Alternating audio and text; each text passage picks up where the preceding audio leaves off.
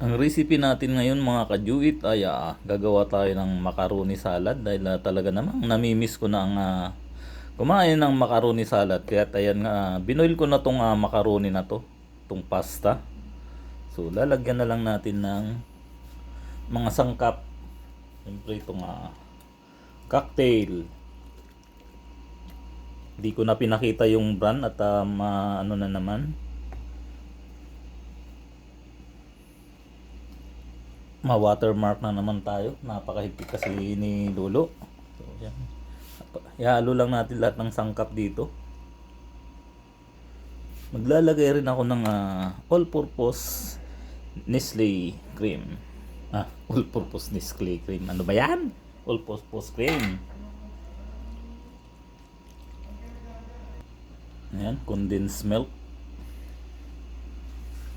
Tinanggal ko na yung mga brand niyan. Kilalang brand dito yan sa Saudi.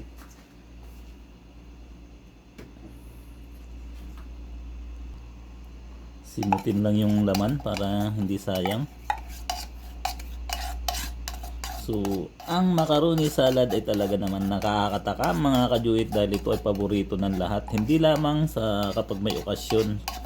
Ako kasi mga kajuit kapag natatakam ako sa isang pagkain kahit mahal ay talagang pagkakagastusan ko. Huwag natin tipidin ang ating sarili sa pagkain. Kaya nga tayo nagtatrabaho para may pambili tayo na makakain. Saka lagyan din natin ng pagba dito, mayonnaise. Yan, para masarap at lumapot.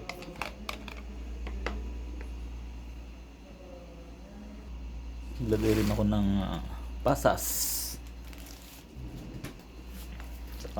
Halu-haluin. Ayan, okay na yan. Saka natin nilagay sa rip at patagalin hanggang 1 taon.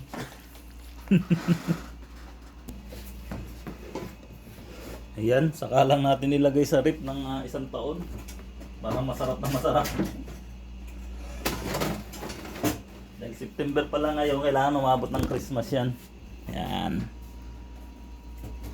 Thank you for watching.